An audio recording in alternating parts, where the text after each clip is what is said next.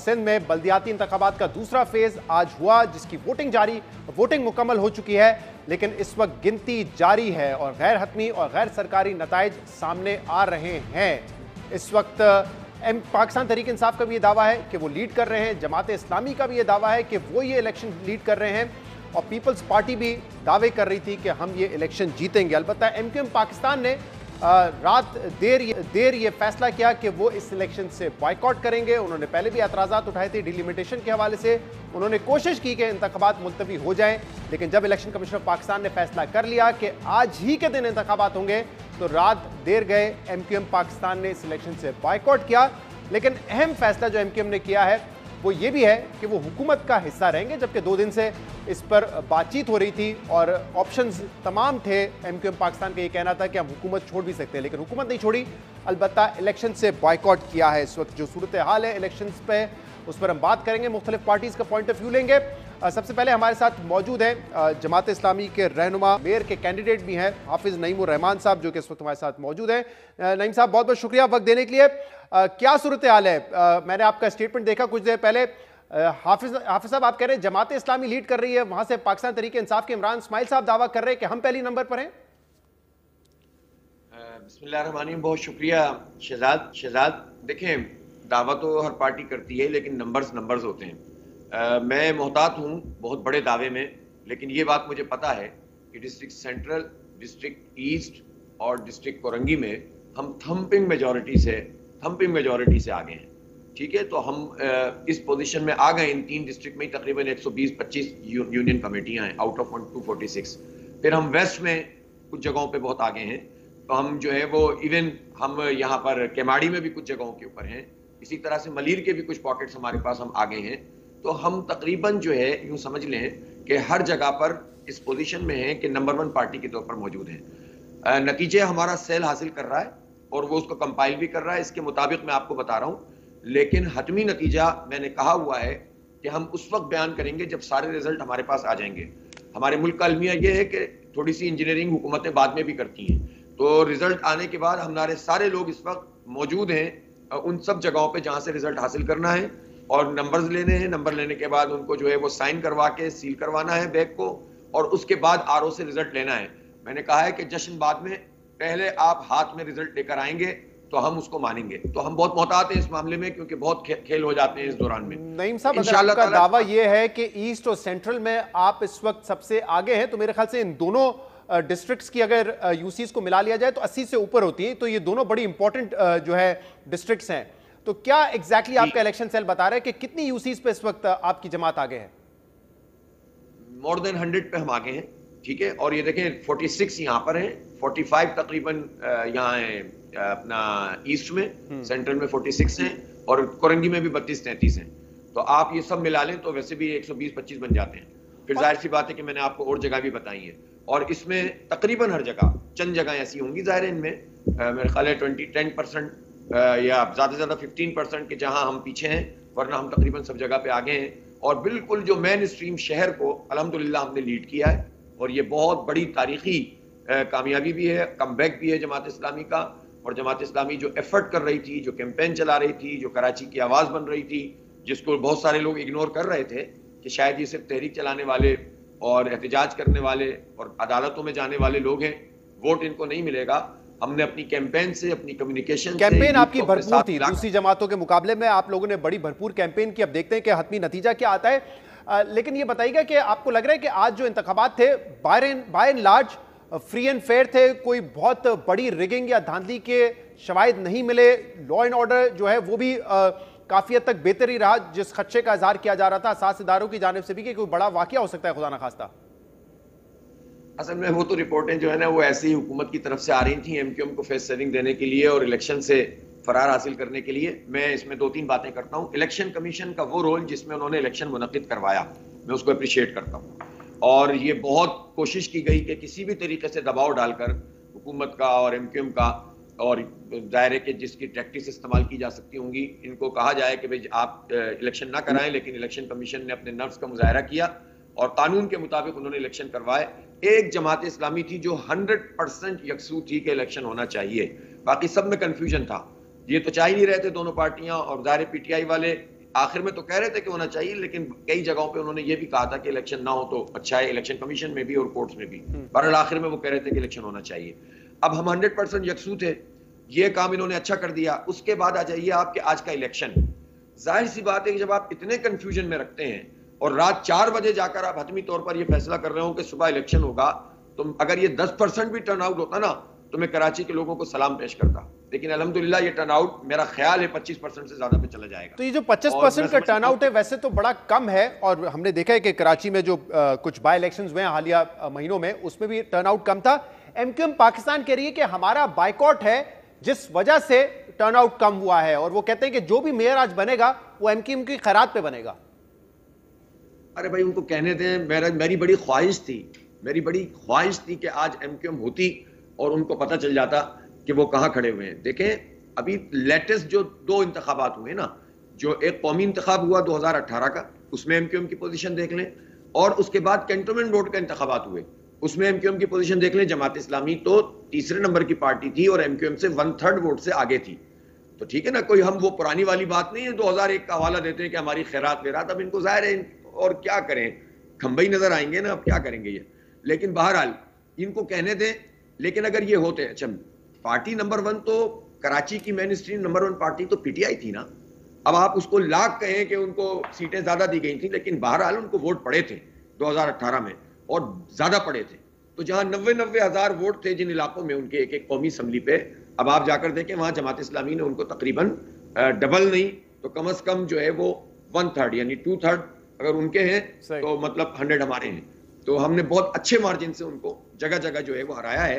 खैर कोई बात नहीं, पॉलिटिकल उसमें होता है, लेकिन अल्हम्दुलिल्लाह जमात इस्लामी का ये बड़ा जबरदस्त कमबैक है। एमक्यूएम होती तो बहुत मजा आता और उनको पता चल जाता। देखते हैं हाफिज नईम साहब, जब हतमी नतीजा आता है और उस वक्त क्या पोजीशन होती है। इस वक्त आपका दावा है कि 100 यूसीज पे जमात इस्लामी लीड कर रही है। आपका बहुत बहुत शुक्रिया नया पाकिस्तान में आपने हमें ज्वाइन किया। पाकिस्तान के रहनुमा मुस्तफ़ा कमाल साहब इस वक्त हमारे साथ मौजूद है। मुस्तफ़ा कमाल साहब बहुत बहुत शुक्रिया वक्त देने के लिए। मुस्तफ़ा कमाल साहब, सबसे पहले तो ये बताइए कि एमक्यूएम खुद कई मरतबा इस बात का एतराफ़ कर चुकी है कि 93 में इलेक्शन का बायकॉट किया, 2001 में बल्दियाती इलेक्शन का बायकॉट किया, वो हमारी गलती थी, हमने उससे सबक सीखा है कि बायकॉट नहीं करना चाहिए, स्पेस नहीं छोड़नी चाहिए। और 2 दिन पहले तक आपके रहनुमा कह रहे थे कि बायकॉट तो ऑन कार्ड्स है ही नहीं। तो फिर कल क्या ऐसी पेशरफ्त हुई जिसके बाद एमक्यूएम पाकिस्तान ने यह फैसला किया कि नहीं, इंतखाबात में नहीं जाना है, अपनी स्पेस बेशक लूज कर देंगे, इलेक्शन नहीं लड़ेंगे? देखिए, ये अगर हम ये इलेक्शन आज लड़ लेते तो हमारा जो क्लेम है इस कराची के लिए, हमारी जात के लिए नहीं, पार्टी के लिए नहीं, कराची के लिए। इशू क्या है, बहुत सिंपल अल्फाजों में मैं आपको एक्सप्लेन कर रहा हूं ताकि आपके नाज़रीन सामीन को समझ में आए, और जिनको हमने समझा दिया जब भी आज ये टर्नआउट की ये कंडीशन है। और वो ये कि ये जो डीलिमिटेशन का मामला है उससे हमारे यहाँ की कराची की 70 यूनियन काउंसिल्स कम कर दी गई। पीपल्स पार्टी से मज़ाकरात हुए, महीनों तक मज़ाकरात हुए, जो आज मेरी पार्टी है ये उनकी सारी डिटेल्स हमारे पास, क्योंकि 2 दिन से मैं भी मज़ाकरात करता हूं तो मुझे पता है उस वहां गुफ्तगू क्या हो रही है और कितने महीनों से चल रही है। उस मज़ाकरात में पीपल्स पार्टी ने 53 यूनियन काउंसिल एक्सेप्ट करनी 53 क्या 53 यूनियन काउंसिल और बढ़नी चाहिए, 53 यूनियन। उसके बाद उन्होंने 10/1 को विड्रॉ करने के लिए लेटर लिख दिया इलेक्शन कमीशन को। दैट मींस कि वो खुद से ये एग्री कर रहे हैं कि हमने जो हल्का बंदियां की हैं वो हल्का बंदियां जो है वो गलत हैं। और 53 यूनियन काउंसिल का मतलब है कि पूरा एक शहर, छोटा शहर जिसके 53 यूनियन काउंसिल के इख्तियारात, वसाइल, पैसा, सब चीजें नहीं। 90,000 की एक यूसी है, 10,000 की एक यूसी। 90,000 वाले को भी, जीतने वाले को 5 लाख रुपए मिलेंगे, 10,000 वाले को भी 5 लाख मिलेंगे, और 90,000 वाले कैसे खर्च करेगा। तो अगर हम आज ये इलेक्शन लड़ लेते तो जो हमारी कराची का क्लेम था और है ये तो हमेशा के लिए खत्म हो जाता। बहुत माजरत के साथ जो दूसरी पार्टीज हैं, जो जमात इस्लामी है या और दूसरी पार्टीज हैं, उनको इस बात, हर पिटीशन में वो कोर्ट में साथ खड़ी हैं, लेकिन यहां पर उनको चूंकि जो है वो सीट चाहिए, वो उनको अपनी जो है वो पर्सनल प्रिविलेजेस चाहिए, उनको अपना जो है वो टैका चाहिए, उन्होंने इस वाली बात को सरफ नजर कर दिया कि असल हकीकत क्या है। 1 महीने के बाद जब प्रोविंशियल गवर्नमेंट ने एक्सेप्ट कर लिया, लेटर लिख दिया है, 1 महीने के बाद इलेक्शन होता है, यही पार्टियां जीत जाती हैं, हमें हराकर जीत जाती हैं। लेकिन कराची को फायदा हो जाता, एक पूरे शहर, नए शहर के बराबर फैसिलिटीज, इख्तियारात और 53 हम 70 कह रहे थे, पीपल्स पार्टी ने 53 यूनियन काउंसिल्स को मान लिया। मैं इस डिलिमिटेशन वाली बात पे आता हूं मुस्तफा कमाल साहब, लेकिन जो आज आप लोगों ने प्रेस कॉन्फ्रेंस भी की और अभी आपने कहा कि लो टर्नआउट इस वजह से है कि एमक्यूएम पाकिस्तान ने बाइकआउट किया है। अब ये बात कैसे मान ली जाए, क्योंकि 2018 के इंतखाबात हुए, एमक्यूएम पाकिस्तान ने इलेक्शन लड़ा, उस वक्त आपकी पीएसपी जमात थी, उसने भी इलेक्शन लड़ा, लेकिन लो टर्नआउट था कराची में, 25-30 हजार पे एमएनए बने। अभी 4 बाई इलेक्शन इस साल 2022 में हुए हैं, एमक्यूएम पाकिस्तान ने भरपूर हिस्सा लिया तमाम बाई इलेक्शंस में, लेकिन वहां पे भी 20% के आसपास वोटर टर्नआउट था, कहीं 8% था, कहीं 15% था, 11% भी था। ये एमएनएस की बात कर रहा हूं मैं, कौमी असेंबली के हलकों की। तो लो टर्नआउट तो हम रीसेंट ट्रेंड में देख रहे हैं, इससे एमक्यूएम के बाइकआउट करने का या ना करने का क्या ताल्लुक है? दो बातें हैं इसके अंदर। एक तो ये कि आप जिस बाई इलेक्शंस का जिक्र कर रहे हैं, उन बाई इलेक्शंस में और जनरल इलेक्शन, ये तो लोकल गवर्नमेंट का जनरल इलेक्शन था ना, इसमें फर्क होता है। बाई इलेक्शन के इसमें और इसमें फर्क होता है। और जब वो इलेक्शंस हुए हैं उसके माहौल में और इसके माहौल में एक डेफिनेटली एक फर्क था। दूसरी बात ये कि आप उन इलेक्शंस में जो आज आपके पास वीडियोस और तस्वीरें और सारी फुटेजेस आ रही है, फुटेजेस वीडियोस जो है ये जो आपको आज जो टर्न आउट निकल कर आ भी रहा है, ये भी नहीं है जो सरकारी तौर पर कोट किया जा रहा है, वो ये भी नहीं है। इसलिए कि 5 से 7% से ज्यादा लोगों ने वोट नहीं डाला, सन्नाटा था। उसके बाद शाम में डब्बे छीन कर पुलिस भी मोहर लगा रही है, स्टाफ भी मोहर लगा रहा है, और जिसका जहां जोर चल गया उसने उसको टेक ओवर कर लिया और ये काम हुआ। उससे ये करने के बाद जो 10% अबव हुआ है सारा ये, वरना 5-6%, 60% से ज्यादा वोटिंग टर्न आउट नहीं हुआ है। तो बहुत बड़ा फर्क है। ये फुटेजेस आपको जिन इलेक्शन का आप जिक्र कर रहे हैं वहां पर आपको ये फुटेजेस और ये मनाजर नहीं मिलेंगे। तो मुस्तफा कमाल साहब, दूसरी बात बताएं कि अब देखें, मैं कराची का आपको बता देता हूं, 246 यूसीज पे ये इंतखाबात हो रहे हैं चेयरमैन और वाइस चेयरमैन के लिए। पाकिस्तान तहरीक इंसाफ के 246 में से 238 यूसीज पे कैंडिडेट्स हैं। एमक्यूएम पाकिस्तान के 246 में से 161 यूसीज पे कैंडिडेट्स हैं। मतलब ये तो तैयारी थी, मतलब अगर 100 तकरीबन 80 सीटों पे तो आप लोगों ने कैंडिडेट्स ही नहीं खड़े किए, तो फिर कैसे ये दावा कर सकते हैं कि आप इतनी पॉपुलर पार्टी हैं? नहीं, 188 पे हमारे कैंडिडेट भी खड़े थे ना। आप ये भी तो देखें, हमारे पीएस और हमने मर्ज किया ना वहां पर। वो तो मर्ज तो सर बाद में हुआ था ना, वो तो बैलेट पेपर तो छप चुके थे बाय द टाइम आपने अलायंस किया अपना। नहीं, जहां पर एमक्यूएम का कैंडिडेट नहीं होता वहां पर पीएसपी का कैंडिडेट खड़ा रहता ना। उसको कैसे हम उससे वो करते? नहीं, मैं तो ये तो पोस्ट मर्जर है ना, वो तो अगर मर्जर नहीं होता 3 दिन पहले तो सोचे ना एमक्यूएम जो है वो इलेक्शन में जारी होती विद 161 कैंडिडेट्स। एमक्यूएम ने तो 161 जो कैंडिडेट खड़े किए थे, डेफिनेटली एमक्यूएम की वो सीटें जहां पर उनको पता है, वो लास्ट टाइम जीते हुए थे 100, इसमें से 130 जीते हुए थे। 130 सीट्स जो है वो एमक्यूएम जीती हुई थी। तो तकरीबन और आप ये कह रहे हैं कि पीएसपी ने ज्यादा कैंडिडेट खड़े किए थे एमक्यूएम पाकिस्तान से इस इंतखाबात के लिए? जी, 188 हमारे कैंडिडेट थे, और जहां पे हम इनको कॉम्प्लीमेंट कर सकते थे और हम इनको कॉम्प्लीमेंट करते, हम इस पार्टी को कॉम्प्लीमेंट करते जहां पर नहीं थे, क्योंकि ये तो सारा मर्जर बाद में हुआ है। लेकिन जब ये मर्जर हो रहा था तो उस वक्त ये तमाम चीजें जहन में थी बात के भी, जहां नहीं होगी, जहां पतंग का निशान नहीं होगा, वहां पर फिर पीएसपी जो अपना उसको खाली नहीं छोड़ेगी सीट, उसको सीट पर रखेगी। ये आप जो आपने इनकी बात की है ना पीटीआई की, आप अगर थोड़ा सा जो है दूसरी पार्टी से जमात इस्लामी का उनसे भी पूछे, उनको देखेंगे तो उन्होंने भी जो है कोई हर जगहों पे नहीं खड़ा कर दिए, हर जगह पे अपने कैंडिडेट। 246 में से 239 जमात इस्लामी कह रहे हैं कि हमारे कैंडिडेट्स वहां पर मौजूद हैं।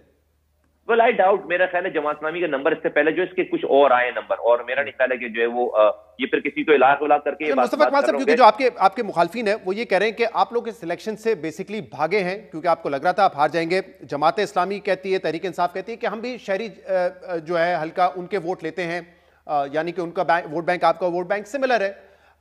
कह रहे हैं कि हमारे तहफुजात थे, लेकिन फिर भी इतना बड़ा मसला नहीं था कि हम इलेक्शन से बायकॉट करें। जाहिर सी बात है जिसकी हुकूमत होगी वो 19-20 तो करेगी डिलिमिटेशन में। इतना मामला पेचीदा नहीं था, या इतनी कोई बड़ी रिगिंग नहीं थी जिसकी वजह से इलेक्शन छोड़ के भाग जाते हैं हम। देखें, अगर कोई 53 पीपल्स पार्टी जैसी जमात की हुकूमत और 53 यूनियन काउंसिल्स को वो मान रहे हैं, 70 का हमारा क्लेम है, और वो मान रहे हैं कि ये कम है, उस कमी को मानने वाले, और उसके बाद उन्होंने 10-1 के विड्रॉल का लेटर लिख दिया, प्रूफ दे दिया कि हाँ एक्सेप्ट कर ली ये वाली बात कि भाई हमसे गलती हुई है।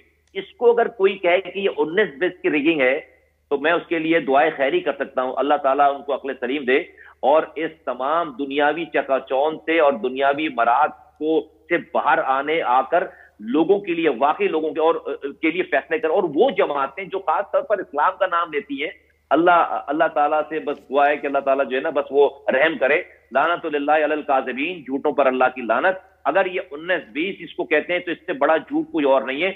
53 यूनियन काउंसिल्स को मानकर उन्होंने लेटर लिख दिया। पीपल्स पार्टी वैसी जमात ने लेटर ये आपको लग रहा है कि पीपल्स पार्टी ने सिंसियर एफर्ट की थी? क्योंकि मैं आपको बताऊं, off the record People's Party के लोग हमें बता रहे थे कि हमने पहले ही कह दिया था ये नोटिफिकेशन हम जारी कर रहे हैं, लेकिन ये नोटिफिकेशन किसी काम का नहीं होगा, मुस्तरद हो जाएगा इलेक्शन कमीशन ऑफ पाकिस्तान से। वो कह रहे हैं हमने एमक्यूएम के दोस्तों को पहले ही बता दिया था कि ये होना है, तो इसके लिए तैयार रहें। आप अकेले में बैठकर अपनी मर्जी की कोई भी बात करें। पीपल्स पार्टी डेफिनेटली बहुत सीनियर जमात है, बहुत पुरानी जमात है, बहुत सीनियर लोग उनके पास है। वो कोई भी काम ऐसा ऑफिशियल नहीं करेंगे कि जिससे किसी को सुखी हो।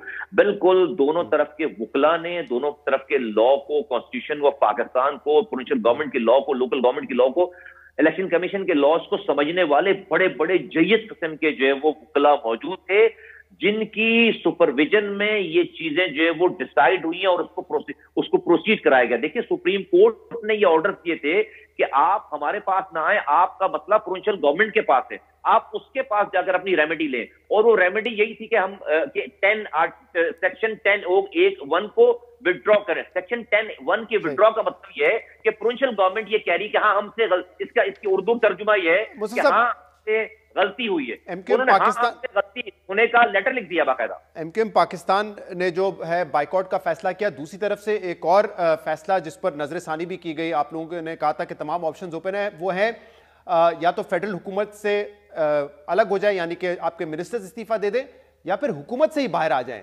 और कह रहे थे आप लोगों के रहनुमा के कुछ भी हो सकता है, तमाम ऑप्शंस ऑन कार्ड हैं। कल आप लोगों का राब्ता कमेटी का इजलास हुआ, मीडिया से गुफ्तगू करे बगैर आप लोग गवर्नर हाउस चले गए, फिर वहां पे आप लोगों ने मीटिंग की।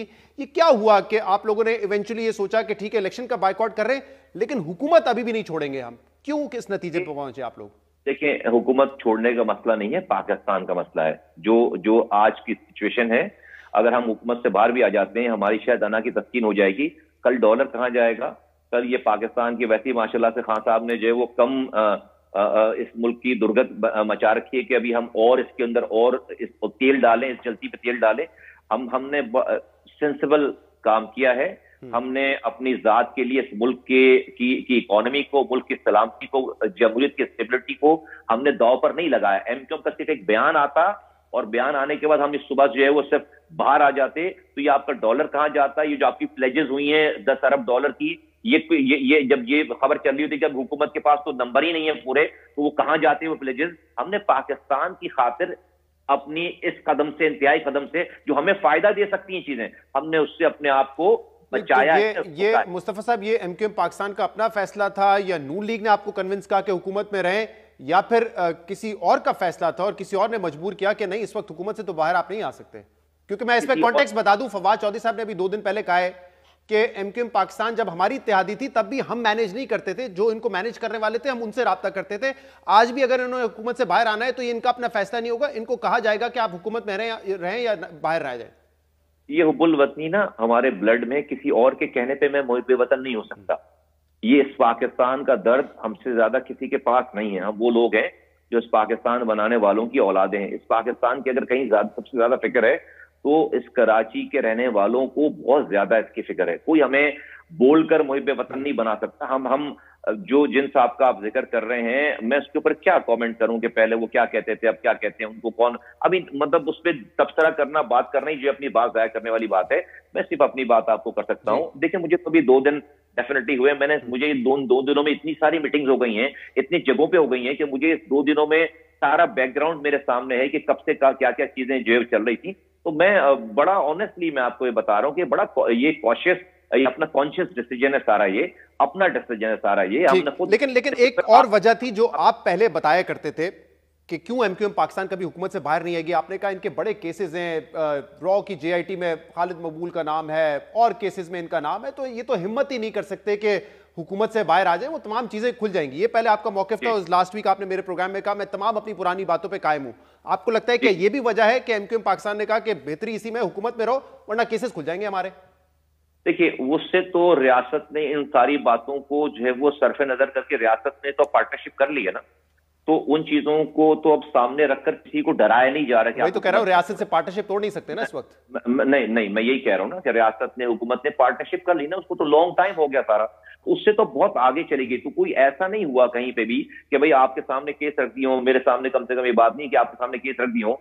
जब भी तो हमने भी ये वाला फैसला किया ना कि भाई जब रियासत को ही मंजूर है, मैंने आपसे पिछले प्रोग्राम में भी ये वाली बात की थी, उसको मैं दोहराना नहीं चाहता कि भाई हमें फिर जो हमने फिर क्यों जो है वो हम क्यों बड़े चैलेंजेस खड़े हो गए, तो हम अपने स्टांसेस से पीछे क्यों ना हटें। तो जब रियासत अभी आज बैठकर कोई नहीं दिखा रहा कि आप अगर हमें कि ये आपके केसेस हैं, इसलिए वो तो एक्सेप्टेंस। तो आखिरी सवाल कि मतलब अब आप लोग 5 साल बाहर बैठे रहेंगे, इलेक्शन हो जाएगा, मेयर आ जाएगा और आप जो है वो बाहर बैठे होंगे, चाहे जितनी भी तनकीद करें, बट स्पेस आपने छोड़ दी है, पीपल्स पार्टी पीटीआई या जमात इस्लामी अपना मेयर लेके आ जाएगी and you are okay with that. कोई वक़्त नहीं है सिलेक्शन की, लोगों ने उसको मुस्तरद कर दिया है, लोग निकले नहीं हैं, और ये एक ढेले बराबर का कराची के लोगों को फायदा नहीं पहुंचा सकते, नंबर 1। नंबर 2 ये, आज से तो हमारी जिद्दोजहद शुरू हो रही है, हमने अपना केस जीत लिया है। आपका ख्याल है कि हम आराम से बैठ जाएंगे? इस जो 10-1 की जो विड्रॉल का जो लेटर है प्रोविंशियल गवर्नमेंट को, इस लेटर को लेकर अभी हमने पाकिस्तान के तमाम अदलिया का दरवाजा खटखटाना है, तमाम जायज जहां पर लीगल और जो इसकी कॉन्स्टिट्यूशनल जहां पर इंप्लीकेशन है, हर जगह जाकर हमने इसको, इसलिए कि ये गवर्नमेंट ऑफ सिंध का लिखा हुआ लेटर है, जो कॉन्स्टिट्यूशन में, लॉ में उसको इजाजत इस वाली बात की। मैं कैसे बर्दाश्त कर सकता हूं कि 70 यूनियन काउंसिल, जिसका एक पूरा शहर बनता है नया, उस यूनियन काउंसिल के इख्तियारात और वसाइल कराची वालों को मिले ना, और कोई जो यहाँ पर मेयर बन जाए और यहाँ पर यूसी चेयरमैन बन जाए, ये तो इससे बड़ा कोई मजाक कराची वालों के साथ। बहुत शुक्रिया।